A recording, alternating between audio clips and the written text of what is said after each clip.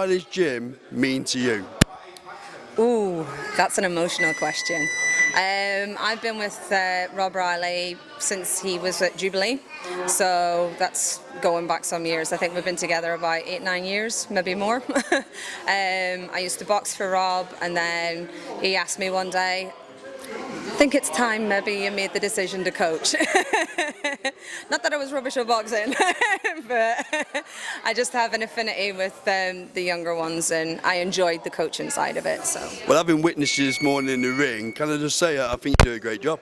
Yeah, I think you got a good rapport with the fighters, and that's important. I think your wrist might hurt after some shots you're taking, but very good session. I do try and protect them as best I can. So obviously, Riley's gym relocated, although it's an integral part of the community. Just talk to us about the benefits to the kids and the females and males that come to the gym.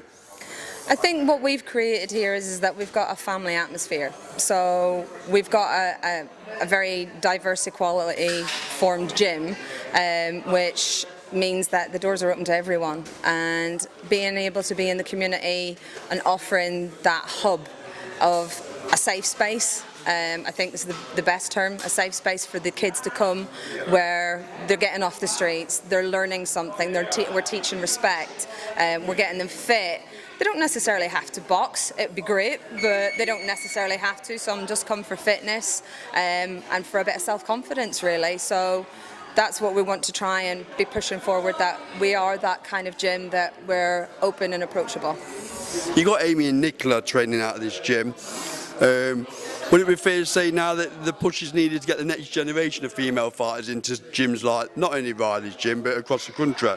Definitely. I think for me, as a female coach, it would be lovely to see more girls and women coming through the door and learning the sport and wanting to participate as well.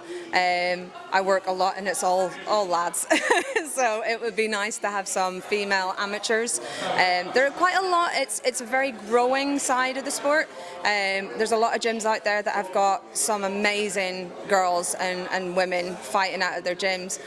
I'd just like to be part of that too. And you've got a lot of flag bearers now in female fighting, haven't you? Katie Taylor, Chantal Cameron. I'm not going to run through them all because I'll be here all day, but it is fair to say the pro side of the game is absolutely booming. And I'd go as far to say, in terms of matchups, you're putting the male side of boxing to shame a little bit in terms of the best fighting the best. I think so. Like, if you look at the girls, us girls, let's face it, we're feisty. So we will go toe to toe. We're out there and we've got a point to prove. And I think a lot of that's the point for women in boxing. We have a point to prove because we're in a male-dominated sport. So we'll go out there and we'll put on a show. We will entertain you and we won't stop until the last bell. And I think that's the difference. Is that we've got a bit more to prove, really, unfortunately. Maybe a little less politics at the minute as well? Yeah, I think so.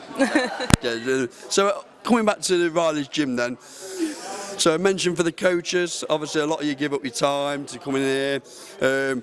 Just talk to me about the coaches, good or bad. But no, all joking aside, it must be quite tough as a coach, giving up your time, work, etc. But you take out, you get in what you take out, so just talking about what it feels like to be a coach, I guess I'm asking, and how it makes you feel. For me, being a coach, it's my escape. My day-to-day life, I work in a clinic, so I'm very busy. But when I come in this gym, everything escapes. Everything that's going on in life, doesn't matter what it is, as soon as I walk through those doors, boom, I've escaped. I've got my little space where I can just focus and get into my happy zone, because that's what coaching means to me. I want to create a happy environment. I want my kids to be happy. If they're not happy, they're not going to train happy. And they're not going to listen and they're not going to learn. So I want to create that. And if I'm coming in not happy, then that environment's gone out the window. So this is my happy place. So coming through those doors, Rob instilled into me great coaching ethics. And I give what I can when I can, and he appreciates that. And I made the decision sort of not long ago to up the ante a little bit more, to be in the gym that little bit more, and to be that person for the kids. I'll finish off, Dan, by saying people like yourselves are a credit to the sport, a credit to the gym. So, as a boxing hardcore, I'd like to thank you for all your efforts, what you put into the fights, etc. Because boxing would be lost without people like you. Thank you very much. It's a passion. It's one of those things that I've grown up around watching boxing, knowing that I've got a family member in boxing, and it's just been. I came to the sport a little late, but I have such a passion and drive to want to take the next generation through with the sport, and just teaching them and guiding them as best that I can. Thank you for talking to Last Bell Boxing. Hopefully not the last time. Enjoy the rest of your day. Take care. Thank you, Dianne. Cheers.